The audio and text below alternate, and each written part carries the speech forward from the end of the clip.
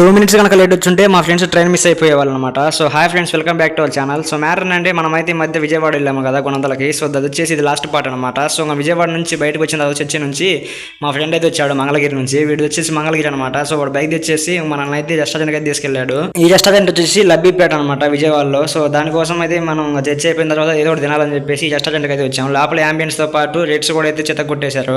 మా ఫ్రెండ్స్ ఏమో అందరూ కలిసి ఇక తినక ముందు అయితే ఇలా ఉందన్నమాట పరిస్థితి. తిన్నాకేమో మొత్తం అయితే కళ్ళు చూపించారు హోటల్ మొత్తానికి. సో మొత్తం ఇలా అయితే రచ్చరచ్చ చేసి పెట్టేశారు. ఇక వాళ్ళు మొత్తం తినేసి బిల్లు నా చేతిలో అయితే పెట్టారు అనమాట. ఇంకా రెస్టారెంట్ నుంచి బయటకు వచ్చేసి బస్ ఎక్కేసి రైల్వే స్టేషన్కి అయితే బయలుదేరిపోయాము. ట్రైన్ వచ్చేసి 4 o'clock అవుతుందన్నమాట. కానీ మేమైతే 3:30 కల్లా స్టేషన్కి రీచ్ అయిపోయి ఇంకా టికెట్ తీసేసుకొని స్టేషన్లో అయితే కూర్చొని వెయిట్ చేస్తున్నాము. అలాగే మా ఫ్రెండ్స్ ఒక ఇద్దరు అయితే వస్తున్నామని చెప్పేసి ఇప్పటికి గంట నుంచి అయితే మాకు చెప్తున్నారు.